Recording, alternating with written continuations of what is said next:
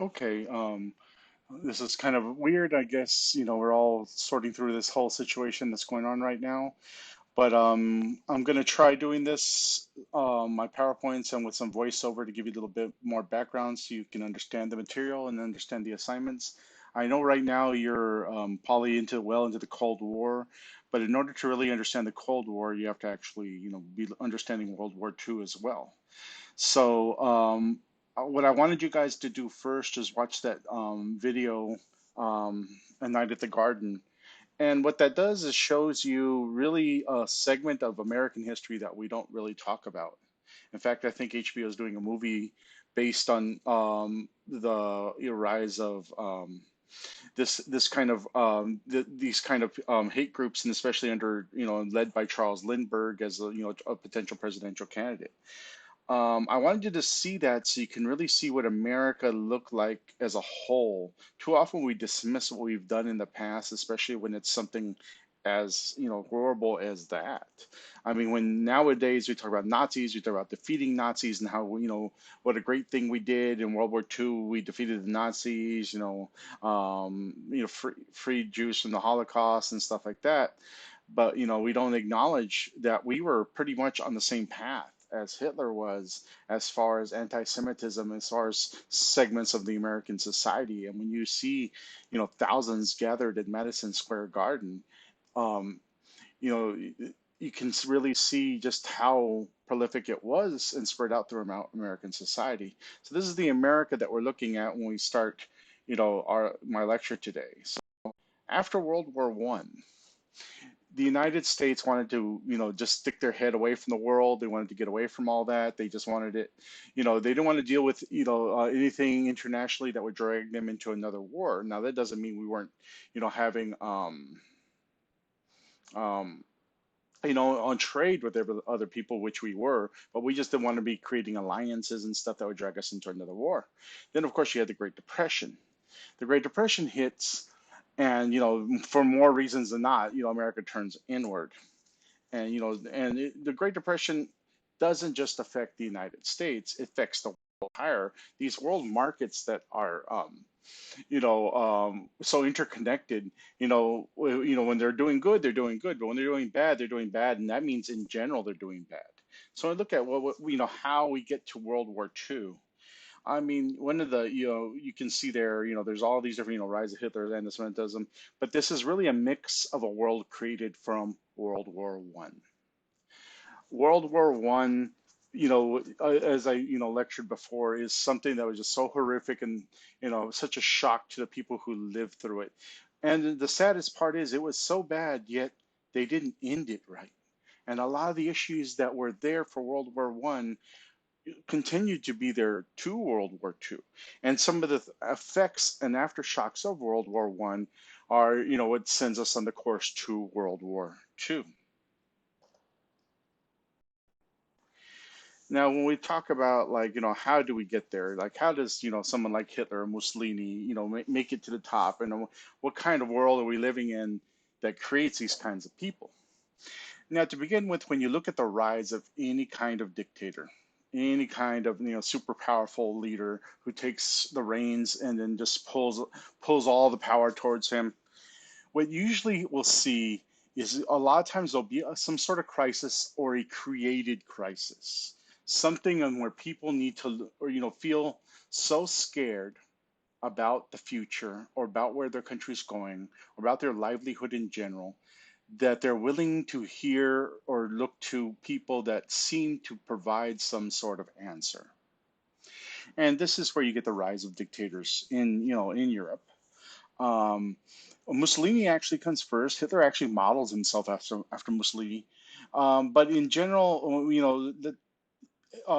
we look at World War II, usually the most prominent one is Hitler. And Hitler's a really good example of how a democracy can go awry. Because Mussolini and Hitler, um, those guys were, pretty much elected into office, then grabbed the reins. Now, of course, they promoted themselves politically to get to the position where they get elected. But then what they use to propel themselves politically is also what they continue to use to grab more power. Now, the easier one to understand, and for these purposes, I could lecture on forever on how all these things happened, but let's just stick to Hitler. When you look at Hitler, most, like I said, they have to create a problem. Well, there was already a big problem at that time. It was called the Great Depression. Now, when the Great Depression hits, it hits Germany the worst. And you have, and the reason it hits Germany the worst is like they took the brunt of World War One. They took the blame, the war guilt clause that forced them to pay reparations back to the rest of the world. Now you're looking at a country that's in shambles. You're looking at a country that's lost its colonies, lost territory. In fact, territory that was like the industrial base. So how are we going to pay back when we're at a loss and we're rebuilding ourselves? Yet we have these payments coming. Um, for a while, up until the Great Depression, the United States is actually loaning Germany money to get themselves on their feet. But when the Great Depression happens, of course, there's no money to be lent. So they're in a huge financial crisis, and most of the world's doing the same things, trying to find ways to get out of depression. But usually, and especially in Germany, doing the wrong things or doing things that just exacerbated the situation, which would be like printing tons of money. They print so much money it was virtually worthless. You could have a wheelbarrow full of cash, and you could barely buy a loaf of bread. So Germany's in dire straits. They're already in a crisis. So Hitler steps into this crisis to provide clarity to the Germans as how that crisis got there, but also to show that he alone has the solution. Now, to him, the cause of the crisis is Jews. Now, being anti-Semitic was not strictly a German thing. That's why I had you watch A Night at the Garden. Anti-Semitism was not strictly a German thing. Anti-Semitism has been around forever. You can look at the Crusades where they targeted Jews. You can look at the Black Death where Jews are blamed for the Black Death. You can look at other epidemics that transpired in Europe, and they were usually blamed on the Jews. The Jews, the Jews, the Jews. So this is something in the European mindset forever.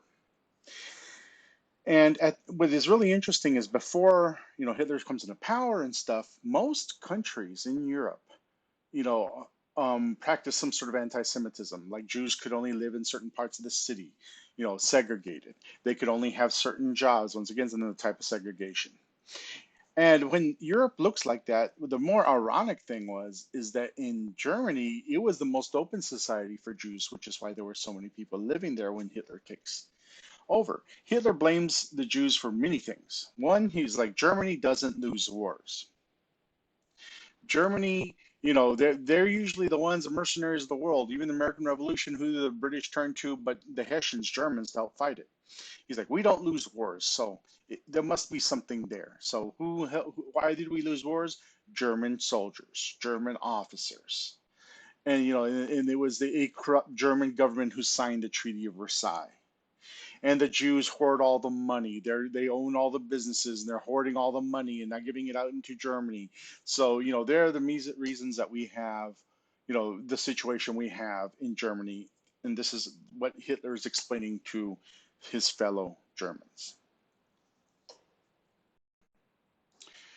Um, and as we look toward, as we were put on a path to World War II, there was something during World War I that was supposed to mitigate another war, and that was the League of Nations, proposed by Woodrow Wilson. But no big strong country who can sit in the middle between two people that are willing getting to fight, hold them down, and get them to talk. It's all about talking out before you shoot it out. But most countries won't, especially like the United States and Russia. They don't join, so it doesn't have any teeth into it. It could just say, "Oh, please stop," but there's nothing really it can do. Now, a little note on I did forget to mention Japan. Japan, they become involved in the war, but they don't follow the exact same path as Germany and Mussolini and stuff like that, even Stalin. In Japan, you have to look back to when America is becoming an imperialist power, and we force trade forced the doors of trade open in Japan, completely embarrassing Japan because we outgunned them, we were more powerful than them, but they quickly learned to industrialize, modernize their army, and then they decided to keep up with everybody else. And what was everyone else doing? Gaining colonies, taking territory. So Japan set out to do the same thing. And Japan is governed at this point by a group of military leaders. Japan does have an emperor, but the emperor doesn't really run the country. If the emperor asks for something, of course they're going to do it, but the emperor lives in his palace. Hardly anyone even gets to see him. And so Japan is governed by these military leaders, and the emperor is there, but just in his palace, aside from things. He doesn't run the everyday country. So that's what's going on with Japan at this time. Now Hitler, as he's gaining power, and the way he gets into finally becoming the chancellor and then just pretty much the Führer is as he's looking to get elected. Like he's firing up all this rhetoric about anti-Jews, but also there's episodes of violence happening throughout Germany, most of it instigated by his people, in order to make Germany look make the German government look like they couldn't control their own people, that they didn't have a grasp on the situation. So he showed himself as a beacon, as someone who could control Germany, put Germany together, make it successful, and and also protect these people from these riots and this violence. And this is, in a sense, what helps propel him to leadership.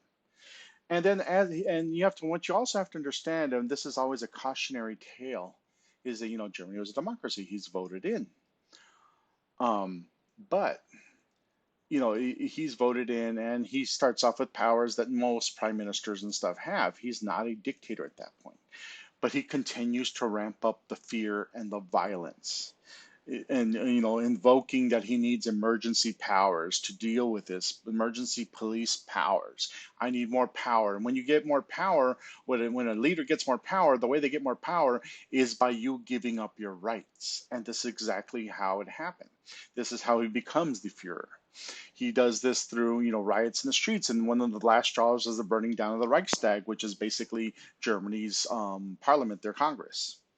So he's gaining all these police powers, and once he has all these powers intact and he solidifies his rule, he gets rid of a lot of people that helped him along the way or could possibly be rivals. And so then, once he's in control of Germany, he does some things. And, to the German people, they're positive things. He starts to put people back to work, much like FDR put people back to work. And he does this in several ways. One, he expands the military, which is against the Treaty of Versailles. And I'll get back to that in a second. He also, creates what is known as the Autobahn, which is a huge highway network system throughout Germany. It's built, to be able for him to be able to just move troops in any direction, rapidly. Because now you have these open roads. Nowadays, the Autobahn's famous for not having a speed limit. You can go as fast as you want. So he's doing that, and then he annexes two pieces of territory: Austria and the Sudetenland. Both those actions, and like the actions of expanding the military, are clear violations of the Treaty of Versailles. So the European leaders, mainly the Prime Minister of England and the Prime Minister of France, decide to have a meeting with Hitler to get him to explain himself. This is known as the Munich Conference. They fly to Munich to meet Hitler. Hitler is there, and he's explaining, look, I'm doing all these things to help turn the economy around. I did invade those territories. They asked me to come in, and they're full of Germans. That's why he actually does walk in and take those lands. They open their doors to him. And so he's like, that's all I'm going to do. That's, I'm not looking for anything more. Now, many of you might be thinking at this point is like, they should have punished Hitler, because they end up they end up appeasing Hitler by doing nothing. They leave him alone. They're like, okay, Hitler, we believe you, and they back away and go home. Now, it seems ludicrous now, but we have to go back to the mindsets of those two men who lived through World War I. And they were just so scared of another global conflict on that scale with millions dead they didn't want that. They were scared to death of it. And because they were, they appeased Hitler, which was the wrong thing to do. Because it's at that point that Hitler realizes that, they're not going to stop him, that they're weak. He can basically do whatever he wants. And he goes ahead and does exactly whatever he wants, which is what he had all along, to take over Europe and possibly further. So September 1st, 1939, Hitler invades Poland. This starts World War II. Poland has allies, mainly like England. And so Germany is prepared for this. That's what Hitler's been wanting to do this whole time. So they have plans. They're prepared. The army's ready. The supply chain's ready. Everything's ready. So when they attack rapidly and quickly, because nobody else is ready. They're so hoping there'll be not another conflict. They're not prepared for an invasion. Like Poland, there's footage of the Polish army trying to defend themselves with horse-drawn pieces of artillery. This is how unready they were. And so was the rest of Europe. He decides to attack quick and fast in something known as blitzkrieg, lightning war. And he soon just mows through Europe on, the Belgium, Luxembourg, Netherlands, all the way into France. Now, in France, there are British troops in France, but they're quickly overwhelmed.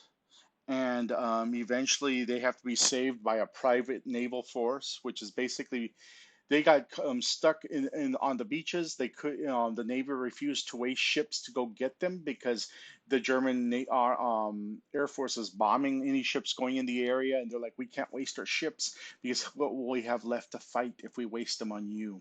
And it's really sad, but it's a calculation the British government makes. And so there were some naval ships there, but and most of them were sunk. So they put out a call to anybody with a boat who's willing to risk it to sail and pull these British soldiers out, and which they do. In a miracle, they evacuate over almost 300,000 people just using fishing boats and yachts or whatever else they had. But it's at that point, once the army escapes from that city known as Dunkirk, pretty much, France splits itself in half. It's taken over by half of it's taken over completely by the Nazis. The other half, they create this what they refer to as the Vichy regime, which is basically a government, it's self-government of French people, but aligned with the Nazis. And what happens there in France after all that is there's a very strong underground movement of underground fighters, guerrilla warfare, all kinds of terrorist tactics to try to do something to fight back against the Nazis. And so that's the beginnings of World War II. Now, when the war sparks, at that time you have Franklin Delano Roosevelt, who's is dealing with the Depression. And he had in the unfortunate or fortunate position that he is president during two major events in American history, which is the Great Depression and World War II. And like I mentioned after World War One, did not want anything to do with other conflicts, the outside world, and so forth. We wanted to be isolationists. Now Roosevelt himself, though, he is a smart man. He knows we're eventually going to drag into it, but this isn't a politically, good thing to say, so he doesn't say it. But he slowly prepares the country for it by doing different things, and I'll get into that in a bit. One of the reasons we get into World War One is something known as unrestricted submarine warfare. We didn't want to be involved in World War One, yet we wanted to make some money. So we started trade and sending supplies to England. Of course, Germany took offense because that's our enemy, and they sank our ship. That's one of the many reasons to go to war. So when World War II comes about, Congress is like, no, that's not going to happen again. So they passed the Neutrality Acts. And this had several points to it. One is Americans couldn't travel on ships of nation at war. We couldn't trade non-military goods with European countries, only on a cash and carry basis. No credit involved whatsoever. So basically, if they didn't have the cash, we couldn't sell it to them. And like I said, FDR is there, and he knows what's going to happen. He knows it's going to come to our door. But he has to slowly prepare America because he just can't outright say it. He does pass a peacetime draft to put people into the military, and in the logic being like, just for defensive purposes, we're not going to Europe or anything. He does his famous quarantine speech when he talks about like we have to quarantine this disease over there. Everything, keep it over there, and he's kind of saying keep it over there, but how do you do it? And in the end, being that we probably might have to send troops. And it's at this point that Japan, as like I said, expanded its borders and has invaded Korea and China. And the United States has business interest in China. And so this is a problem for the United States, and they let it be known to Japan that there's a problem in the United States. So we'll get into that in a second. There were some really patriotic men who did not want to sit on the sidelines while all this is unfolding, and a lot of them joined what is now known as the Flying Tigers, which is an American fighter squadron, it's a volunteer fighter squadron fighting for China. And what they were doing is trying to protect supply lines in China. And in the course, they shoot down over 300 pieces, Japanese aircraft. Now, like I mentioned, we are not too happy with what Japan's doing. And, Japan takes this personally, like, you guys are taking land here and there. America, you had your Spanish-American War, and everyone's in China and all this. How come we're the ones singled out when we decide to expand our borders? And so, as we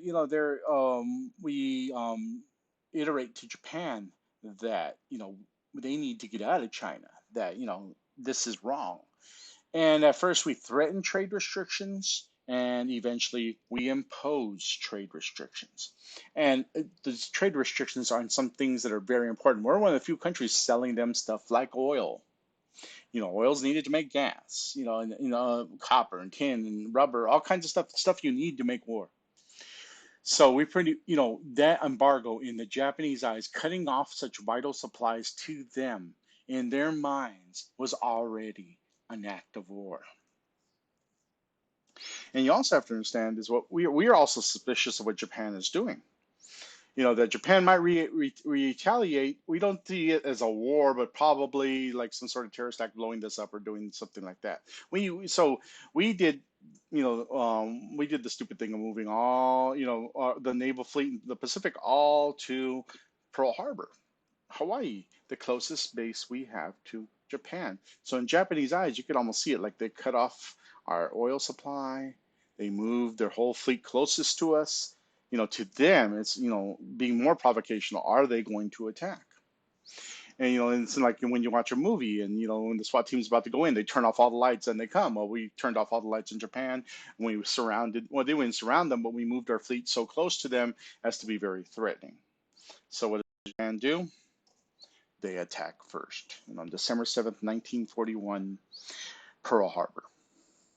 Now, a lot of things come out of Pearl Harbor. Of course, we get a declaration of war.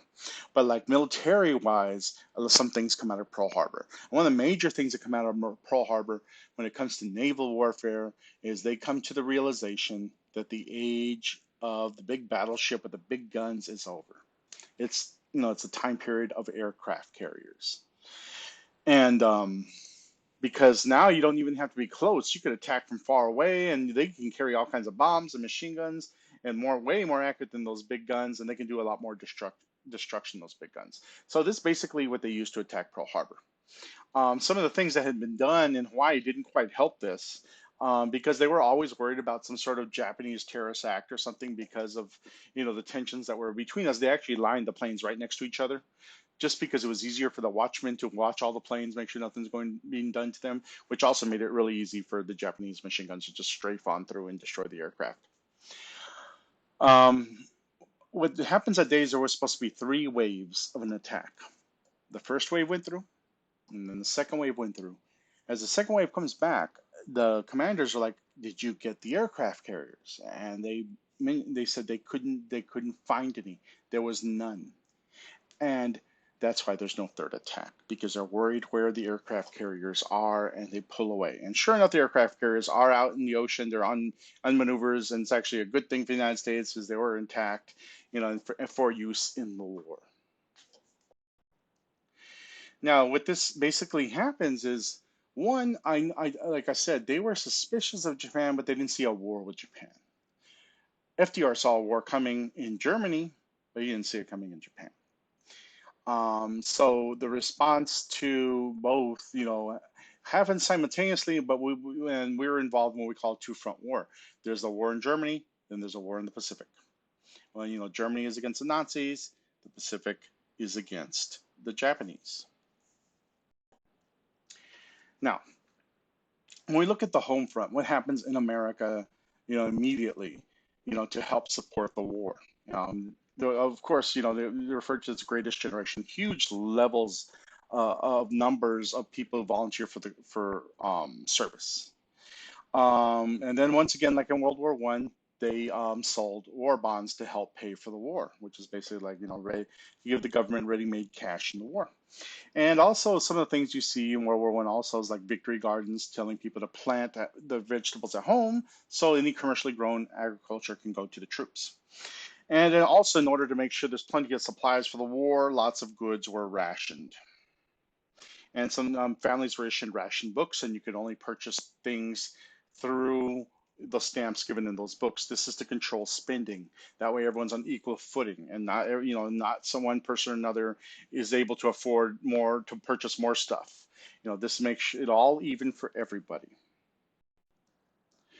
Also, you had big propaganda machine, put to work in America, and the propaganda machine was supposed to do a few things, like promote like enlistment in the military, but also promote patriotic actions, with whether it is rationing yourself or whether it's like going less places to save gas or save rubber, growing your own victory gardens. All these things were meant to push forward this idea of like this is how you're going to support the war.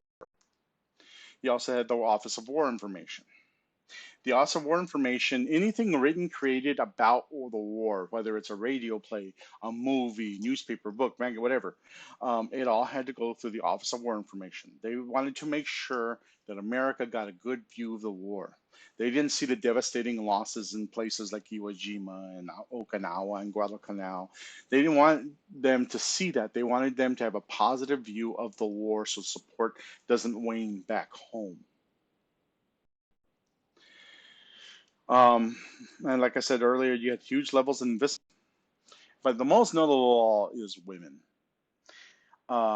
Women filled all the roles in the military. Too often, many people who've never lived on a military base or served in the military or whatever, they don't really understand that the military, pretty much like on a base is a city. Any job you can think of exists in the military. So like, and so women didn't, a lot of times we think of like, oh, women were nurses and secretaries, which they were. But they were also, mechanics. They were also supply chiefs, supply clerk, anything and everything that didn't include fighting, they were doing. And this is also happening back home. All the men are gone, so all these positions are needing to be filled, and they're filled by women. This work couldn't have gone forward the way it did without women supplying. They're the ones, the reasons that we could build so much so quickly.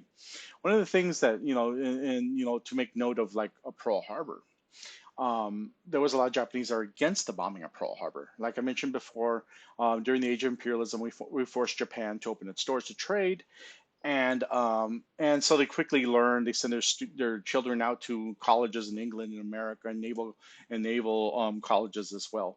So they came back with a knowledge of America, and what they understood is we had a huge industrial capacity, and this is one of the many reasons we can win the war. Because when Japan loses a boat, they can't replace it. When we lose a boat, we can build 10. And that could only have happened with women. So, and even during the wartime, the National Labor and World Labor Board actually ensured that they were paid equally the same as men.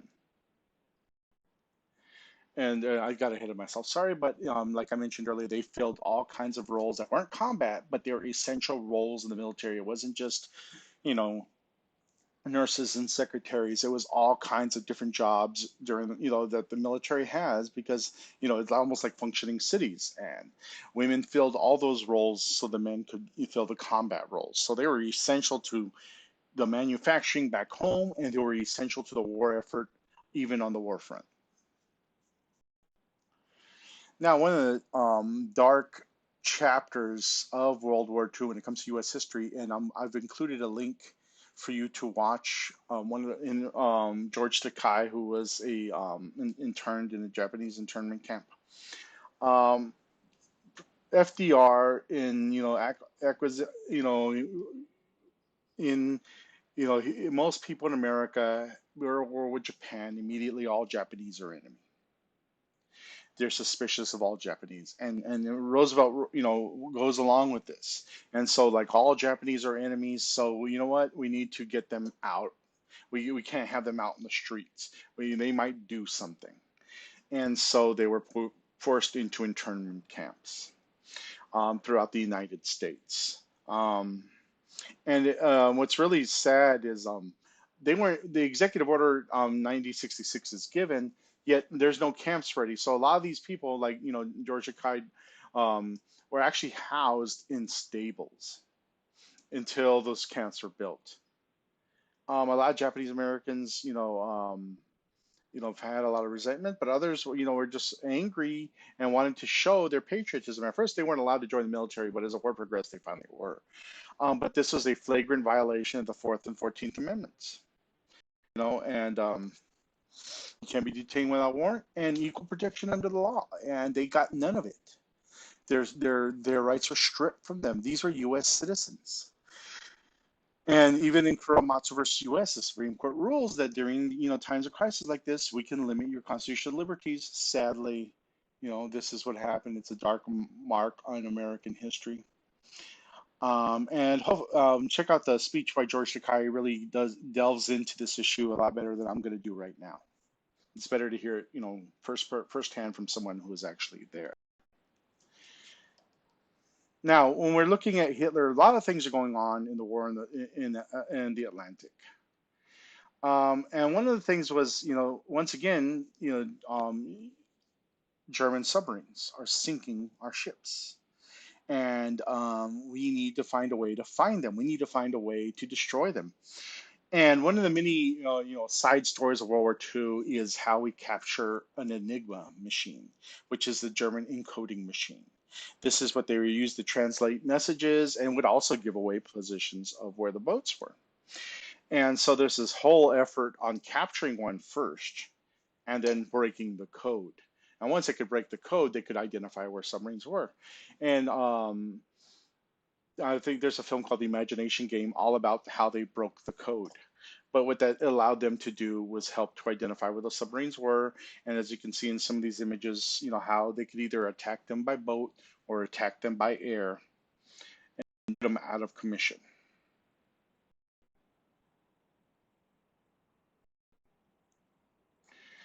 Now let's go back to Great Britain. Now, like I mentioned earlier, Great Britain was forced out of Dunkirk. Then, pretty much when it comes to England, when it comes to Europe, they're the last man standing. Now, Adolf Hitler does not want to invade England per se. He knows that would cost a whole bunch of manpower, money, vehicles. It would be a difficult undertaking. But he and his generals believe that they can bomb Great Britain into submission. So they began the constant shelling of Great Britain, bombing runs over Great Britain. And this is the time period where Winston Churchill's prime minister,